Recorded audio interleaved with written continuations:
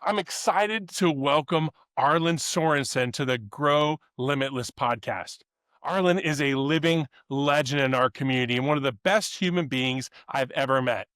He's going to share with you what it takes to be successful in the real world, both monetarily as well as what's inside. He's also going to share his excitement and fears related to AI and how you should level up your business and succeed and ultimately achieve your dreams for your business and life. Enjoy.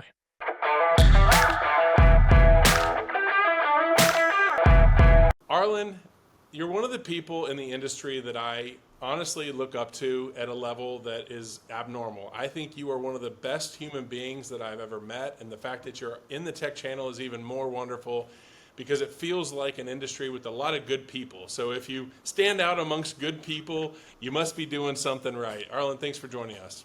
Or maybe something wrong, Terry. That's the other way to stand out. Or maybe I've fallen for some sort of an advertising campaign. In all seriousness, Arlen, thank you for joining us. It's really good to have you here. I think your story is one that needs to be told as many times as we can get it told. The more I know, the more I've gotten to know you over the years, the more I've worked with you, around you, and with others that have worked with you, the more inspiring I think your story is. And I'm just honored that you chose to share it here at the Grow Limitless podcast. So most people don't know this, but and tell me if I'm wrong, Arlen, but is your name not Arlen, and are you not from Harlan? So it's Arlen from Harlan? That is correct. That's Okay, did your exactly the parents status. not like you, or did they want to just make everything about you funny from the very beginning? They named me after the pastor that married him. So, Oh, you're kidding. no, Okay, so there no, were two Arlens from Harlan. no. He didn't actually live in Harlan. He Oh, lived okay. he lived in another town close. But Okay, but awesome. yeah, that is the name, and I've heard it 100,000 times at least in my life. Well, it's awesome, and I think it's kind of a cool start to your story. I guess, Arlen, I want to start with that. Help me understand your story. Where did you come from? What made you start Sorensen Computer Connection in 1985? So I grew up on a farm here in southwest Iowa and outside of Harlan, about 5 miles. Little town that I've lived around my entire life. Went to graduated high school and went to Iowa State University and studied farm operation. My career path was to come home and be part of the family farming operation. And I did that, graduated in 77 and came home and farmed with my dad. And then my brother came home in 80. And we were growing our farming operation. And 1982, I bought an Apple II Plus computer to do farm accounting on. $4,000 worth of technology, 64K of RAM, a couple of floppy drives. The sales guy said this is more technology and power than you're ever going to need, and he didn't quite get that right. But I fell in love with technology at that point, and started helping my neighbors. They'd come over and look at the computer, and we're all excited. So I'd load up a couple of them, and we'd go to Omaha, which is about 50 miles away. That was the closest place you could buy a computer in those days, and I'd help them get what they needed, and come home, and I'd help them set it up. And after a couple of years of doing that, it was like, man, maybe I should start a little business. This thing might actually take off and become a real industry. And so I did. I started a little hobby business in 1985, and began to sell ag accounting systems to farmers in the area. And we started to grow. Nancy and I did it ourselves. She'd answer the phone. I was still farming full time and would do the technology in the evenings. And once I got people set up, then they wanted to learn how to run it better. So I started to teach a few classes. And for the first 5 years, it was Nancy and me, and that was it. And I was not intending to really grow a business out of it, but it continued to increase. In 87, I switched over from the Apple line to the PC compatible lines. Apple was just too difficult to deal with, and the accounting software that I was using got ported over, so we flipped to the PC side, and demand started to grow from there. So I hired my first employee in 1990. That was a pivotal moment, as I'm sure you remember. when you're all of a sudden responsible for feeding somebody else's family, it changes the way you have to run and lead a company. But, my entire marketing model was get people into a class. So I had been teaching classes 4 nights a week, and that was getting to be a little much with the family. So my first hire was an instructor, and so she would teach 2 nights a week. I taught 2 nights a week. We had room for 20 people to sit in our class. Usually couples came, so we had 10 couples in a class. It was a 8-week class.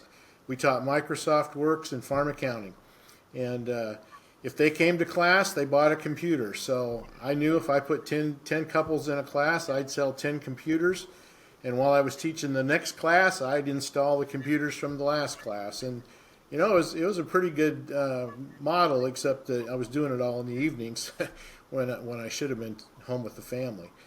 But from there, in the early 90s, Microsoft came out with NT 3.1, and I hired a couple of network engineers. And 1995, we were up to 5 people, and they released Windows 95, which really made technology usable by everybody.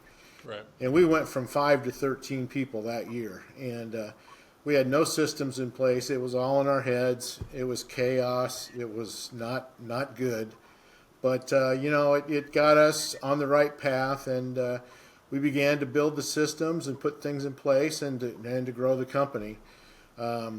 Which was going along really well up until 1999. I bought into the whole story that Y2K was going to be the greatest technology event in the history of mankind, and I hired 13 extra people the last half of 99. So we, at that point, were up to 36 folks here working on the farm in the middle of a cornfield. Y2K came, Y2K went. We had no work at all. And by the end of Q1, we were bleeding cash really, really bad. And so we had to figure out what to do. And that's where HTG came from. One of my leadership team members said, we need to talk to some people and try to figure out what we're doing wrong, because this is supposed to be the greatest thing that ever happened. So we called 3 other dealers around Iowa and said, can we meet in Des Moines and spend a half a day just comparing notes? And they agreed to do that, and we actually spent the whole day together because we talked about a lot more than Y2K. And at the end of the meeting, we asked if they'd like to continue to get together, and they said sure. And that's where HTG came from. Wow. The peer groups, it was a pure accident driven by our own need for information. So we started to meet, and again, I had no plan to really grow peer groups. I wanted to create one group, and so we started to slowly add a few companies into the mix. And between 2000 and 2005, we got to 12 members. 12 was my number. I modeled that off of someone that I believe in very heavily in Scripture. But people would see me at an event and they'd keep saying, we want to be in your peer group. We're hearing about this peer group thing. And I'd say, no, 12 is the maximum we can handle. After a few meetings, I started to create a wait list. And by early 2006, I had 30 people on a waiting list. And it was like, okay, maybe there's enough here to actually start something. And so we started a second group and then a third group, and I was attending SMB Nation out in Redmond, Harry Brailsford's conference each year, and he was having me talk about peer groups to the audience. And in 2007, I remember vividly, I did our presentation talking about the 3 peer groups we had, came off the stage, and I had 66 people asked to be put on a waiting list. And it was like, oh, now what am I going to do? Because, when I had 3 groups, I could do 1 meeting a month for four for each group, and it worked out well. It was, a lot of travel, but it was manageable. we went from 3 groups to 9 groups in 2007, and there was no way I could facilitate them all. So I had the genius idea of asking my leadership team to each facilitate a group or two, and that was in the middle of our M&A spurt. We had gotten stuck at $4 million back in the late 90s, and we were stuck within a few $100,000 of $4 million for 5 years in a row. And the problem was we didn't have sales. We didn't have a sales engine. There was a lot of owner-led sales, and I had some other folks helping, but we really didn't have a sales engine, didn't have marketing, and that was kind of what our market would support, was a $4 million company. So I did my first acquisition in 2003 and got a VP of sales out of that merger, which helped to begin our growth again. And so, we were in the middle of this M&A growth while this peer group thing was exploding. And my leadership team said they would do it, and they did for a couple of years. But in 2008, the fall, Scott Scroggin, who was our newest leadership team member, drew the short straw and had to come tell me they're not going to do this anymore. They can't run a growing company and facilitate peer groups all over the country. And so at that point, we transitioned to members that we're going to facilitate, and we did that for a couple years. But it's a lot harder to control culture and other things when you don't actually have people working for you.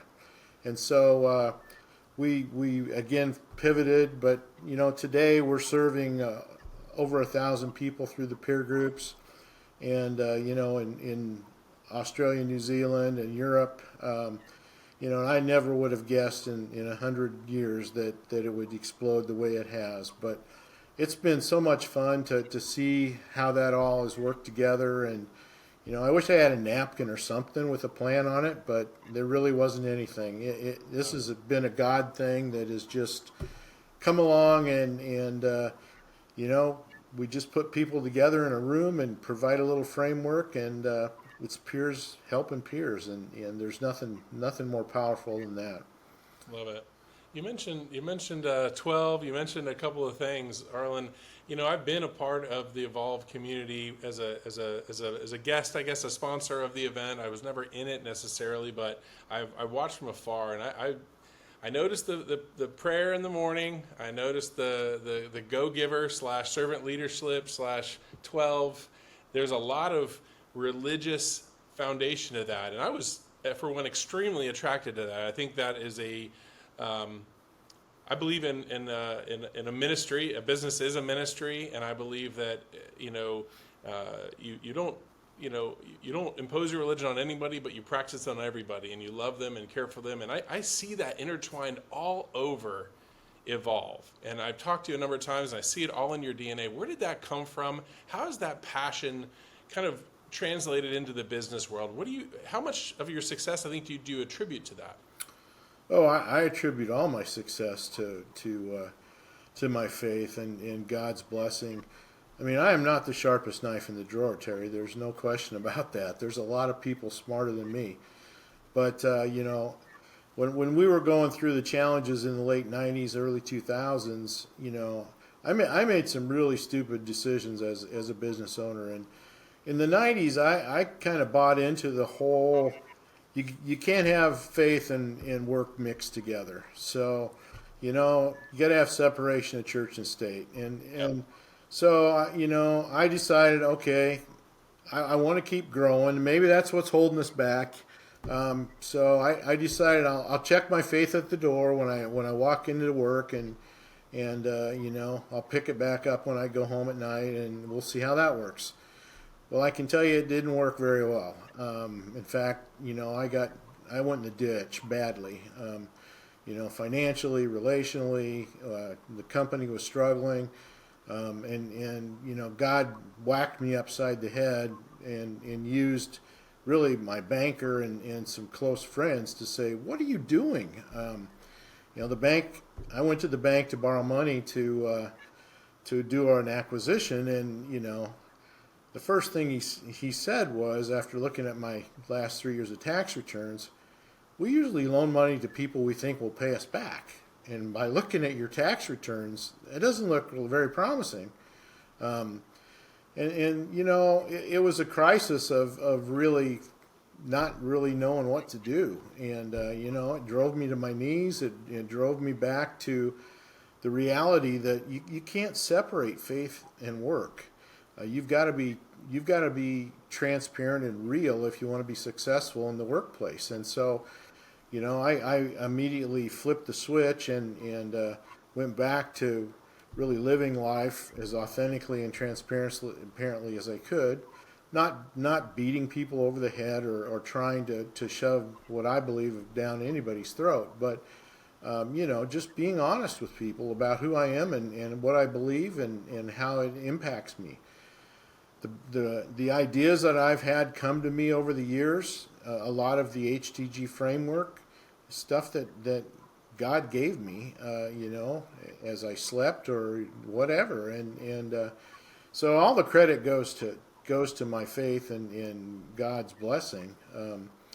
And I've been blessed to be able to hire people that, you know, have that same passion. So that the team is just amazingly unified in what we're trying to accomplish. And you know we can't solve everybody's problems, but we know somebody that can. And you know, we do have prayer and devotion and all those kind of things together to really, you know, leverage God's blessing and power. That's amazing.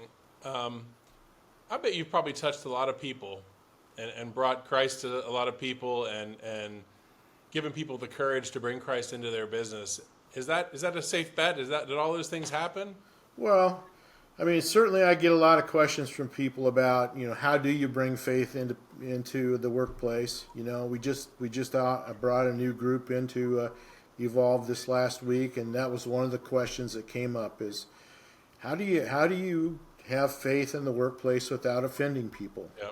Well, sometimes you're going to offend people, yeah, but that's their choice, not yours. As long as you're not, you know, really trying to just overwhelm them with it. You know, we all have to decide how we're going to respond to that. But you know, the comment you made about Evolve being, you know, kind of a different environment, that's probably the number one comment I get from people that come to the first time they're there is there's something different about this Evolve peer group thing. Can't really put my finger on it, but there's something different about you people. I know what I can put my finger on it. I know exactly what it is, but you know, so it's our opportunity to be a witness of God's grace and faithfulness, and you know, we've been true to that for the last 25 years. This is our 25-year anniversary for the peer groups, and you know, we have devotion 5 days a week when we're together, and you know, it has touched people. We've, you know, HTG came about really because I was in a different peer group in the late 90s, but the rule was we talk about business and business only. And there were some folks that were going through some tough personal times, and yeah, it just didn't sit right with me to let them flounder, you know, while the rest of us were talking about our EBITDA number. And, you know, so that was really a foundational reason for how we tried to structure HTG back in the early days, and it's continued to prove to be a powerful thing. You know, you can't really talk about legacy and life and leadership without really addressing faith, and so it's a part of kind of the framework we've built and God's given us, and you know, hopefully we are impacting lives all over the globe. Yeah. It's funny. I look at my camera here, and I see that statue right there is the C12 Member of the Year, and it's ironic that you talked about sort of that balance and that integration and the importance of having both because they're so related. And for me, that's why I went to C12 originally. And this is going to be ironic to you. I go to C12 because I wanted to have a place to understand how to integrate the two. I think at the end of the day, that's really what it was about. And C12 does a good job of that. Yes, they have do. They have some Harvard based educator, build a lot of business curriculum that teaches you a lot of really important things. They have a religious sort of instruction built in there, and then they help you marry the two and help you have that confidence. And I also had a Corporate Chaplains of America person that kind of was in the company, not kind of, was literally in the company, Yep. and played a major role in the growth of Marketopia.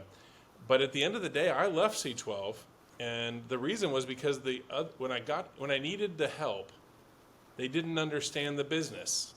And I felt like, when you're talking to very wonderful people and successful people, but they're tree farmers or construction people, I felt like the MSP world was just another world for them, Yep. And so it's ironic that I feel like maybe you're a little more business in Evolve than and they were a little more religious, perhaps. I don't know, but there's a lot of benefit to surrounding yourself with people in the same place you are, the same industry you are, even if their religious foundations aren't necessarily the same, because I know that's not a requirement at Evolve. It still is that sort of common DNA, and when people need you, you can help them because you understand their business enough. They probably have people step in and help each other run the business when people are going through dark yeah. chapters. So I applaud you for that, because as a C12 member, there were things that I loved, man. I loved. I felt like I would come up with some of the best ideas literally in the meeting. And I would literally write down notes to myself and leave with 30 lines of ideas and thoughts and needs that I had leaving there. So I can only imagine how powerful that is as Evolve. And I applaud you for having the courage to make that, having the courage to have Christ be involved, but also to bring people together in the technology industry. As I told a lot of people over the years, it's filled with an amazing people. It The is. average IT business owner is a great person. I'm sure there's, people who are not as much, but I've been so overwhelmed in this industry. I felt blessed to just know people, to be surrounded by them, and the number of people that deserve to win as MSP business owners because they're doing things the right way, often God's way, but also just with a great heart. They're trying to make a difference. They're trying to help people, and they're trying to leverage technology to help their customers and their employees. And I think it's an industry filled with people who deserve to win, but often struggle to win. And so, you and I have taken that from two different angles. With Evolve, you're really helping them from a business perspective quite effectively. And then I've tried to help them with the area of the business that they tend to struggle with the most, which is growing the business, lead generation and sales. So we've kind of come at it from a different areas, but with the same ultimate goal of just helping people. Yeah. So I applaud you for that, Arlen. It's not easy to do, and it's something you've done quite well with 1,000 concurrent customers, man. That's something, man. That's amazing. It's something I haven't been able to do at Marketopia. To help 1,000 people at the same time is definitely a goal of mine, and I hope to get there one day. Well, it takes a village, so but Oh, you're not alone. the thing about God's principles, Terry, that I love. It doesn't matter if you know where they came from or what the foundation is. They always work. What God says always works. And so, if you build those principles into what you're doing, you don't have to wonder if it's going to work or not, because what God says is true. And so, that's why I work so hard to stay connected to that, because if we follow and live God's way and follow His principles in our businesses, we're going to have success. And that's been the fun part of the last few years. The industry's matured to the point where there's a lot of gray hairs like me that are exiting, and to watch the exits that people are having and the success they're having, blown way past what they ever thought would happen. It's been amazing to see it happen, and then to watch them as they start their next chapter want to come and give back. And so we've got a bunch of former MSP owners now that are facilitating the groups for us. I mean, Connie needs a little small army of people to facilitate all those groups, but these guys have found success. They've been there, done that, like you said. The beauty of our industry, like you said, is great people, but they never leave. That's really the beauty, is they just go somewhere else. And so it's like a small family almost of people, but really great folks. And, a lot of them are faith-based and really leverage that as well. Yeah. Well, I noticed one thing I've noticed working with Evolve, it's a more mature business owner on average. Um, for one reason is it costs money, and not Right. everyone can afford to get in there. But in your journey of Evolve since, for the last, 20 years or what have you, you know, why do most MSPs struggle? And if you had like 5 things to, that you could teach an MSP about the average struggling lifestyle business, struggling to get over the hump, has a tough time to make money, tough time work-life balance, tough time, achieving their dreams. What have you seen as common challenges with those, and what advice would you give them? Well, I get the question all the time, because within Evolve, they're not all the same, right? They're more mature than the average industry person, but there's 20% of Evolve that really blow it out the rough. And the one common thread that I've come to believe over the years is they have a plan. They are planners. They know what they're trying to accomplish. They have a plan to get there. They're disciplined in following that plan. And planning is more than just a list of things they're going to try to accomplish. I mean, it's specifics. EOS as an operating system is a part of that. But they really know what they're doing. They've got a budget. They actually manage to a budget. It's just the discipline. That's the differentiator within the Evolve ranks, from what I see. Where people get stuck, and it's the area that you're trying to help them with more than anything, is it's the mindset around sales, right? A lot of business owners don't like sales. They think sales is a dirty word. Nothing happens till you sell something, and that's the part that I think so many MSPs kind of lose sight of. It's not like it's optional. You've got to sell if you want to grow. So it's a head thing for so many owners. They've got to really understand, if they don't change that mindset and really focus on learning to sell and understanding that sales is not hiring some unicorn that's going to come in and be able to go develop their own leads and create their own marketing material and do all the prospecting. Those people, there might be a few of them out there, but there's not a lot of them. But once you hire even a good salesperson, then you got to manage them. They aren't typically self-managing. They need to be held accountable and to be measured and all those things. And so it's really, that's the foundational problem for growth for most of these companies, is they don't have a plan for how they're going to create a sales team and what that looks like and the order that those steps should be taken. Because it's not typically a one-person show, and this is the stuff you guys live with all day, every day. But if I could change their mindset and have them embrace sales, when they're smaller, they have to have owner-led sales. So the only way they're going to get to the place where they're not the guy is they got to grow. Yeah. So many of them make the mistake of just hiring somebody and thinking that magically it's going to fix everything. And 90 days later they're firing them because they haven't sold anything, and they go hire another one just like them and wonder why it doesn't work. So that's a big blocker for sure. Yeah. It's obviously a passion that I have, trying to help people with that, but it's been hard, Arlen. I'll share with you.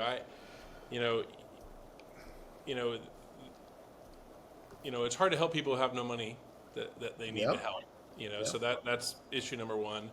Issue number two is, I feel like the industry overall almost demonizes salespeople. Oh yeah. And all the people in the industry. Like it's really hard to help people when in the area that they need the most help in. And it's just like, it's so hard to win.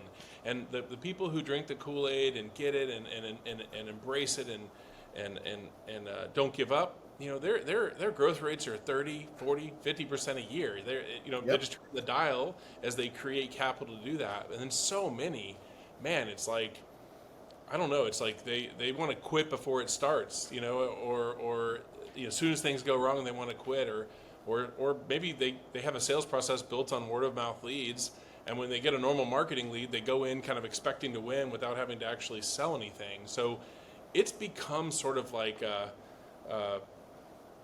I don't know, almost like a challenge to me personally, beyond professional. You know, it's like, okay, Yeah. it doesn't matter if you build it. If you build it, they will come. But how do you get them to achieve the goal? Because I didn't start Marketopia to make a dollar. I started Marketopia to make a difference. So at the end of the day, if they're not achieving their dreams and getting to that top 20% of Evolve, like you mentioned, then I feel like I failed. So it to me has been a personal journey. How do you get through? How do you make a difference? How do you get them to invest the time, energy, and resources necessary to balance their business out and build that sales engine that you talked about?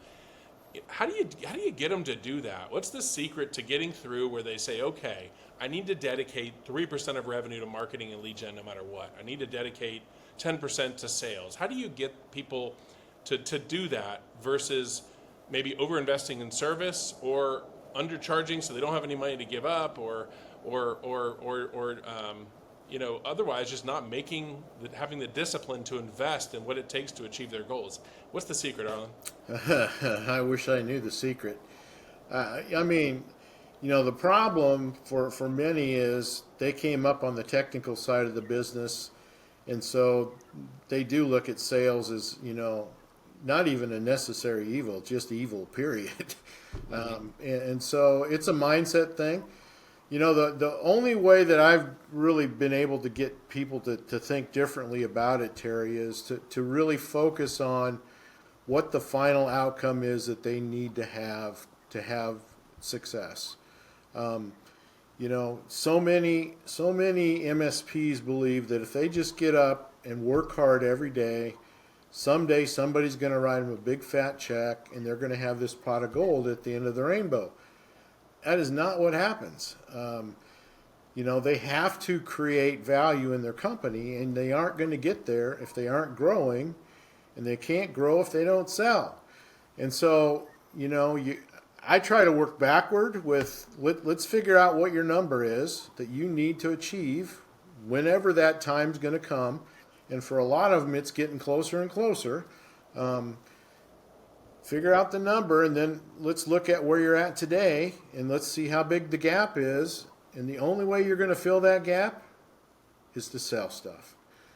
Nothing happens if you don't sell. And so people begin to put numbers on paper and say, oh my goodness, that's the thing that breaks my heart more than anything is when somebody calls me and says, I've been doing this. I had a call recently. 27 years I've been doing this. It's fed my family, allowed me to educate my kids. We've had a good life. I went to market to try to sell the company because I'm, 67 years old and I'm ready to retire. I'm tired. And nobody wants to pay me anything for it. And, can you help me? It's like, wow, there's not a lot I can do, unless you're willing to spend a few more years to actually create some value in your organization. And the only way that's going to happen is if you learn how to sell or hire the right people to help you sell. So when people actually see the numbers and they see the gap and how big it is, then they begin to understand. The problem is a lot of them are waiting till way too long. They're at a point where they're just tired and burned out and want to exit, which they probably should because they're not helping themselves by sticking around in their state of mind.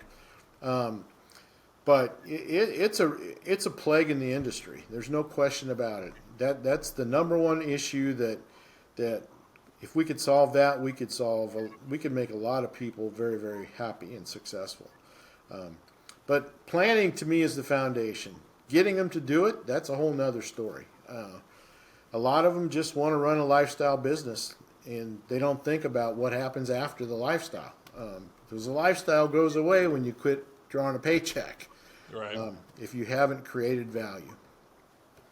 It's really interesting, Arlen. So within the Evolve community, do you see different levels of commitment to growth? What do you see differentiates the companies that are succeeding versus the companies that are not, even within the Evolve community?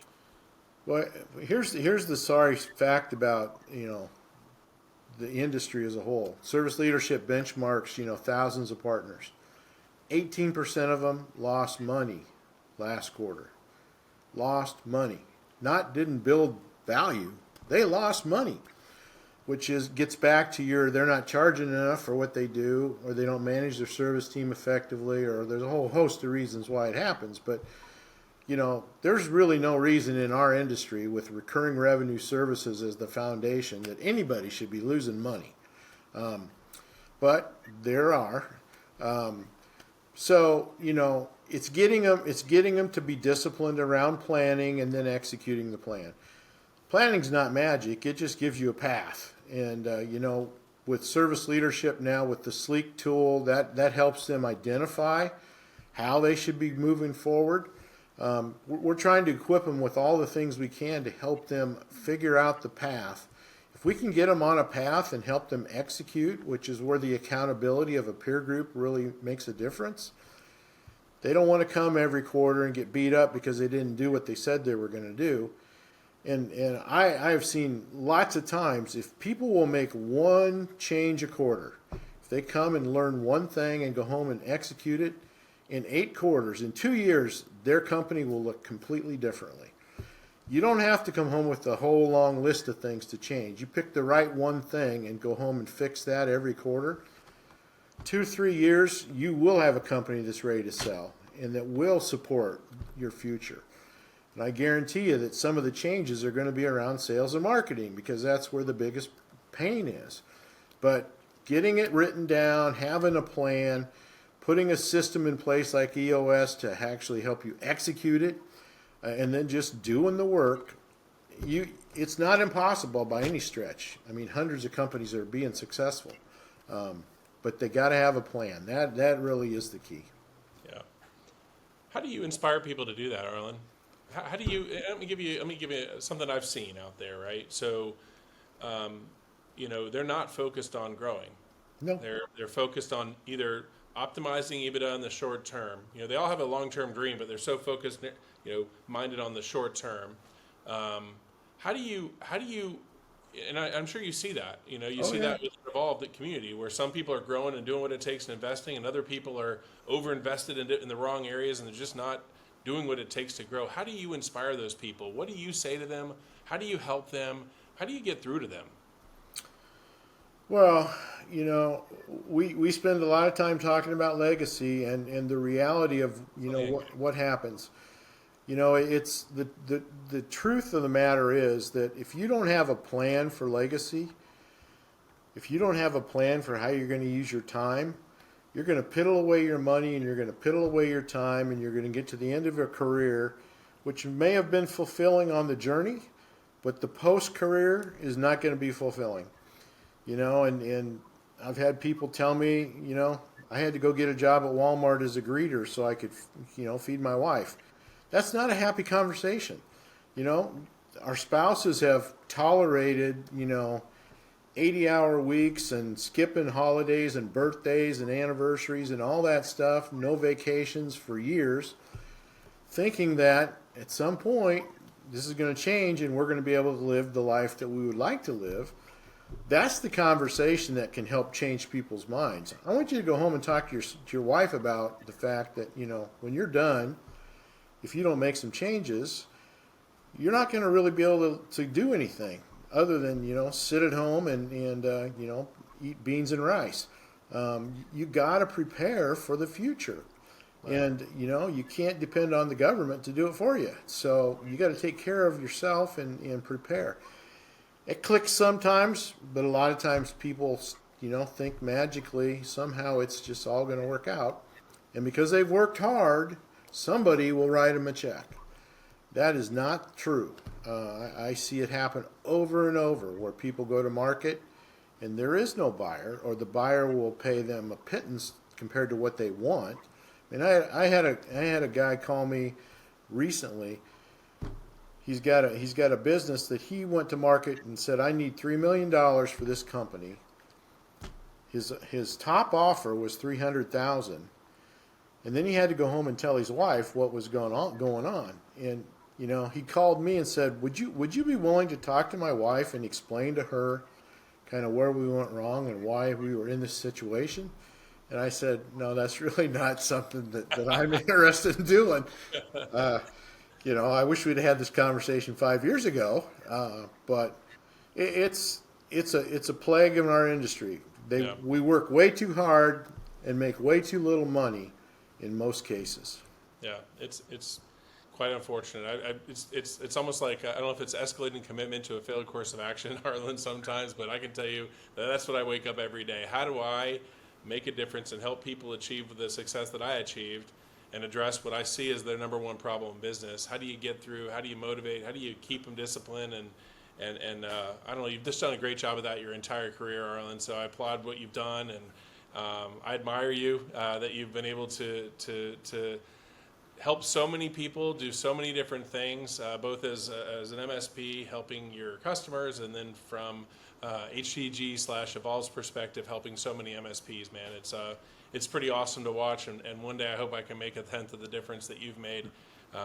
So that's awesome, man. I'm really I just admire you, man. I think it's really cool what you've done. Talk to me about, if you were, none of us are going to be around for 50 years, but we're all, we're going to be here for a while. And there's a lot of MSPs that aren't selling right now and that are either the ones consolidating existing MSPs, starting new ones. Talk to me about the journey over the next 5 years. What do you see? What do you see happening in the market? How can MSPs be successful? How can they capitalize on the opportunities that are there and help mitigate the risks that are also there?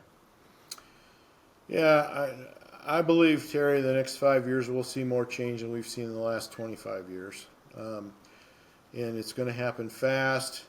And, consolidation of the industry is going to, I think, create more separation between companies than we've had ever, because of the investments that people are going to need to make if they're going to really capitalize on AI and RPA. That is going to change the world. Some good, some not so good, but it's going to change the world. And what I see happening today for so many is that they stick their head in the sand and say, I'm going to wait until, everything's figured out and it's in a box and it's packaged and it's going to be easy. I don't see that being the way this works.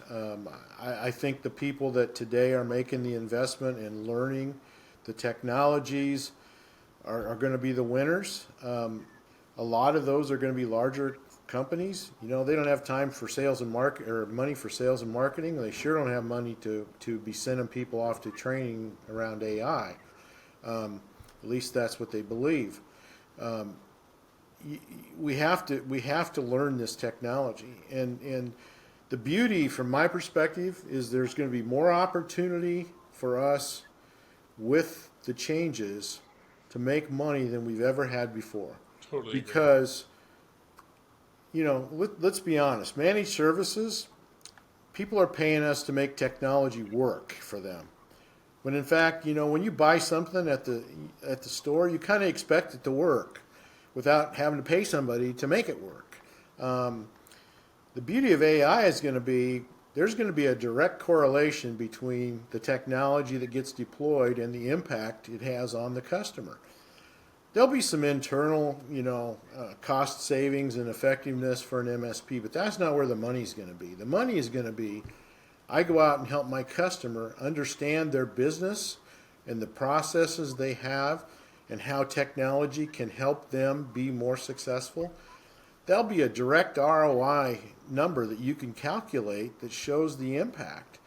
And I believe that the opportunity for MSPs that really do the work, have a plan, and get the right people on staff, because it's going to take some different skill sets, there's no question about that, are going to really, really win. And I think the separation is going to become pretty great, and the middle is going to kind of fall out.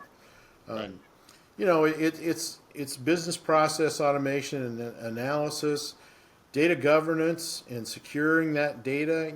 There's just all these new areas that are going to come together, all of them requiring massive skill upgrades, but all of them that are going to come with a hefty price tag that customers are going to pay because they'll be able to see the return. Oh, yeah. And so it'll be so much easier to sell from my perspective than managed services are, where you're paying me to make your computer turn on in the morning. The it's going to be really powerful when we can go in and say, hey, let's look at your business processes, identify where we can use AI to help not necessarily take people out of the business, but refocus them on areas that they're more productive, and let technology do some of the grunt work for us. Yeah. I 1,000% agree with you. I can tell you that the last 90 days, 60 days, I've literally been heads down trying to ensure that every person that trusts Marketopia with their future is embracing AI, prepared for AI, can capitalize on AI. We're building our systems to generate leads for it, systems to close sales for it, and then we're coaching them on how to build that practice without hiring anybody and without spending any money, without spending more than they get. Let's put it that way, profitability wise. And I see the convergence of HR and IT. I think the future MSP takes care of cybersecurity. I see the technology working better and better each year. Cloud computing, SaaS has really helped a lot with, bugs and problems. Now it's more about human support than it is about technology support. Yep. And then what I see is AI is going to bring in two completely different opportunities for an MSP that are both technical, but they're more HR related. And that's the opportunity to help manage the agentic AI, the agents, the digital employees, Yep. and then the robotic employees. I see the two different opportunities coming over the next 5 years, and it represents, if you look at what IT's worth to a business, it's more about peace of mind, and that has a certain value. But when you can go into a business and say, listen, we're going to be able to automate 40% of the work being done in your business through robotics, through agents, through agentic AI, all of a sudden now that money can be spent toward helping those businesses grow and help, identify opportunities. And the MSP is poised to be the person to actually help them implement it, secure it, manage it, build on it. And it just feels like a once in a life. To me, it's bigger than cloud computing. Oh, yeah. Bigger than cybersecurity. I feel like it's almost like, the convergence of human capital merging into managed services and saying, listen, MSPs, the world needs you. Small businesses need you. If you don't embrace this, if you don't go into it, not only will your business be struggling mightily in 5 years when your customers have less humans, but also you're doing a disservice to your customers. If you're not the one bringing it to them, the trusted advisor that they've depended on for their technology innovation for years, if you're not the one bringing it to them, you're hurting your customers. Not only are you hurting your employees, but you're hurting your customers too. Do you share that perspective, or am I off? Absolutely, and you're risking losing those customers because somebody else is going to have those conversations. I mean, one of the beauties from my perspective, it's so much easier to sell things into places we already have relationships and we're taking care of. So we've already got a customer base that we can sell this technology to. We just have to learn it and understand how to deliver it in a way that they can understand the impact. I just think there's so much opportunity there, and we just need to really all be focused on learning and applying and going out there and having the conversations, not waiting till we're comfortable, not waiting till we got this nice, neat package in a box. It's all figured out. That's not going to happen. The people that figure it out are going to be the ones that win. Right. And the time to get doing that is now. Absolutely. I'm preparing a workshop for all of our customers here this month, later this month, on how to do that. What's your step-by-step plan? How do we do it in 90 days? How do we do it without hiring people? How do we do it, without hurting anybody, but do it nonetheless and do it quickly? Because the one thing I've seen about AI that has been mind-blowing to me is how fast it is. And I talked to, there's a person I respect quite a bit in this industry that's working on this, how to help MSPs. That's what I'm focused on. How do I help MSPs with this transition? They're trying to help it as well. And I can tell you their R&D is nowhere near fast enough. It's almost like AI is passing them by. They're always going to be 3 months from launch because they can't innovate fast enough. So it's a challenge. And I get that part, but I feel like the MSP is, if anything, we've dealt with change. Cloud computing, I remember when that was the end of the world. How are we going to Yep. survive this? It's Yep. going to end the world. It didn't. It created way more opportunities. I think AI is the same thing for an MSP, at least for the next probably 10 years. Past that, who the heck knows? I mean, we may all be at buying islands in Bora Bora and drinking Mai Tais all day, but I don't see that. I see AI be adding more complexity, more opportunity for people in technology. I think it's the greatest opportunity for revenue, for profit. As a matter of fact, the ROI that I built for my little workshop is an 800K positive EBITDA over the next 24 months. Wow. If you implement this program based on my analysis, I think you can generate 800,000 in profit. And knowing what I know about the industry, that's more than most MSPs make by a long shot. And it's something they can do quite easily by just embracing this opportunity. Well, and part of the mindset, Terry, that people have to get attached in their brain is that 800,000 is not 800,000 in the market, right? It's 8 or 10 times that in the marketplace. So that translates into $7.5 to $10 million of really value that they're creating. So, and you can't create that kind of value in our current model, at that speed, right? It would take you 5 years to create that kind of impact. So the opportunity is through the roof. There's no question about it. But it does require us to be willing to change and do things differently. Right. And it all starts up here with our mindset. Right. For me, Arlen, I'm curious on your opinion about this strategy, but Marketopia's strategy is to start with the revenue. How do we, because making investments is scary, especially when you don't have a lot of money to start with. So my plan is to align lead generation and salesmanship with preparation. In other words, while they're getting themselves ramped up, we're getting marketing and lead gen ramped up. So as soon as, in that first 90 days, to be honest with you, it's day 61, they're launching the revenue side, getting the leads to get the sales, to make the money to pay for the investments, because I feel like MSPs don't have, $500,000 to invest in this opportunity. They need to create that $500,000 in terms of revenue to invest in that. Do you like that approach? I mean, do you recommend people align sales and marketing while they're doing their investments on service, or do you recommend having service buttoned up perfectly before you launch that sales and marketing activity? No, perfection doesn't happen, and it's not going to happen in this industry because it's changing way too fast right now.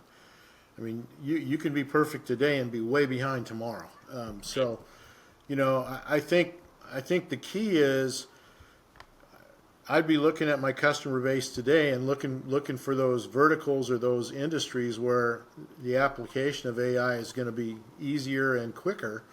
Because that's one of the beauties I think that we've got in front of us. We already are serving a set of clients.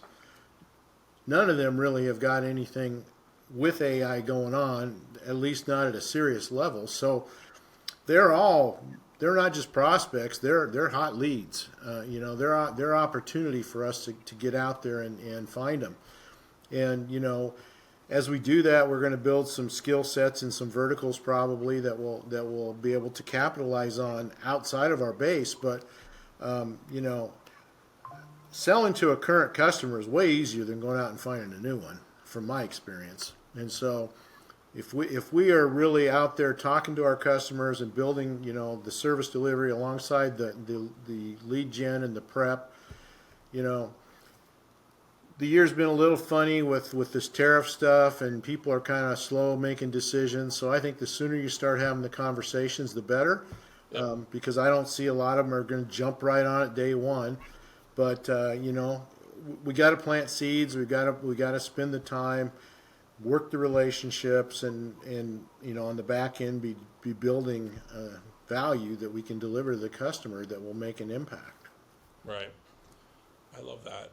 And I think it's interesting. I didn't realize you were as passionate about AI as you really are. Oh, that's amazing. So what's your plan? How do you get MSPs to buy in? How do you get them to believe? How do you get them to make investments in this? How do you make sure that the legacy that you live at the end of the day, as you're getting close to the end of your career, hopefully you're going to be around for 50 more years, but my guess is your wife has different plans for you. how are you going to make sure that the industry doesn't do this right before you exit? How do you make sure that they embrace that AI? What's your approach? How are you doing it through Evolve? How are you doing it through the community? Well, interestingly, spoke to several groups last quarter about AI and about the change and the transition, and my comment was pretty stern. It was, if you don't get on this train, I would suggest you get off this train, because it's not going to be pretty. And a lot of you have got some value in your business today that if I'm not willing to make the changes, and if I don't want to make another curve jump, I'd be looking for a buyer.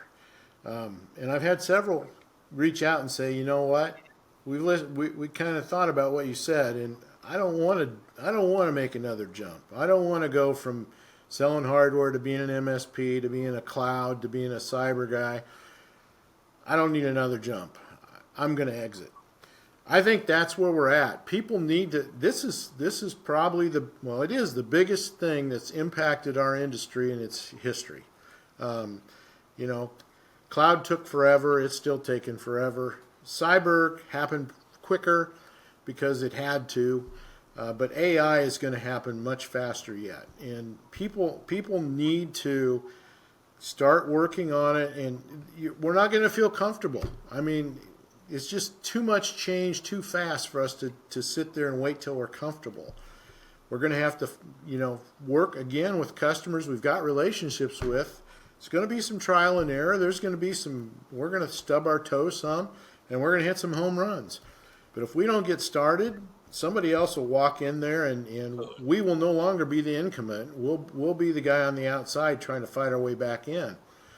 Because there's just not a lot of greenfield opportunities out there in the marketplace anymore. So we need to take care of the customers we've got, and then use that to help us go out and get others. But we got to get after this, and ConnectWise is working hard to equip our tool set to help that. But at the end of the day, it is all going to come down to the owners deciding, I'm willing to change my mind and make those transitions and learn and grow. Yep. And those that choose it, I think, will rocket ship grow. I totally agree. And one of the things that I've been cautioning people about is there's a lot of AI that's going direct to the business and direct to the consumer. They're bypassing the channel.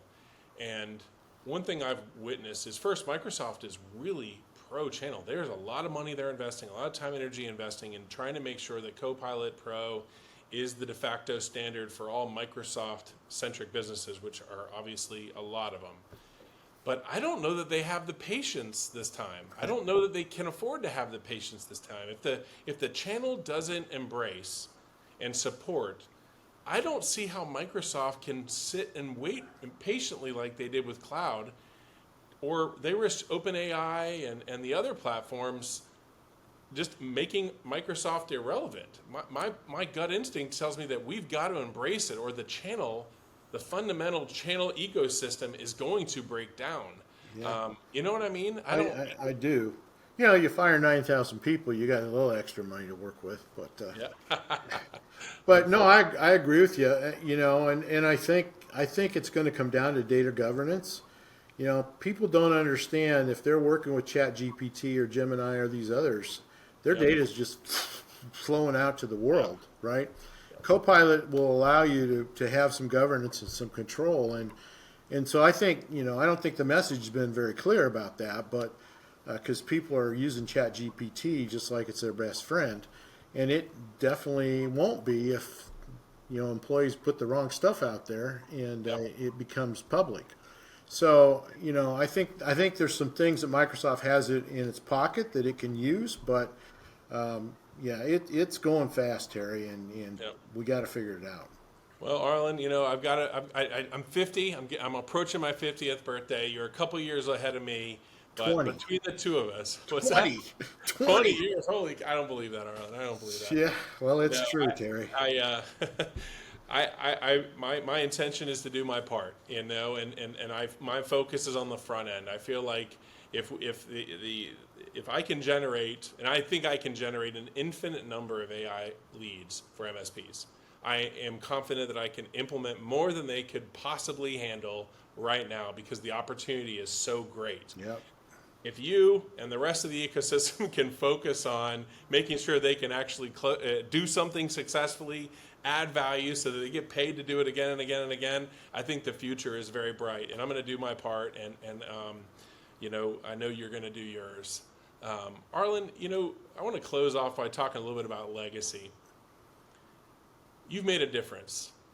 You know it, I know it, everyone knows it. You're one of those people that has left their mark on the industry. I know you got a Lifetime Achievement Award. You're probably going to get 20 more before you, or shortly after you hang up your saddle and start riding off into the sunset. What do you want your legacy to be? Where do you think it is now? What do you have left to achieve? My legacy is in people, right?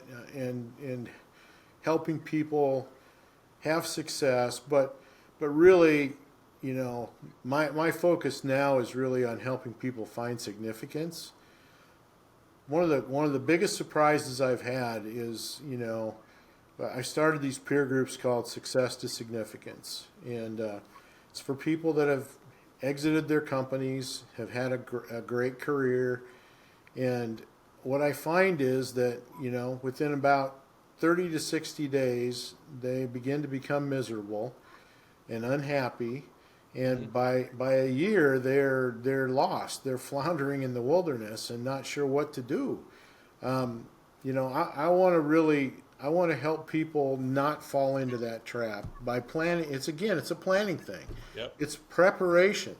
So much of success and significance is related to just getting ready for the realities. I mean, it's not a surprise that we're all going to exit our companies. That just happens. We're going to retire, or we're going to die, or something. We're not going to take it with us. So we need to start thinking about that ahead of time, and communicating with our families and our spouses.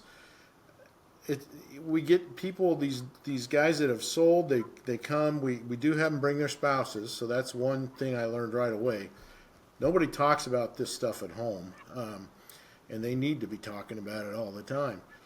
But if we get people thinking together and really, again, encouraging each other to prepare, a plan will help them not go through this valley that they go through after a very successful run before they get their feet on the ground again. I want to get people going and just take off and be investing in people and be making a difference in folks based on the things they've learned and experienced.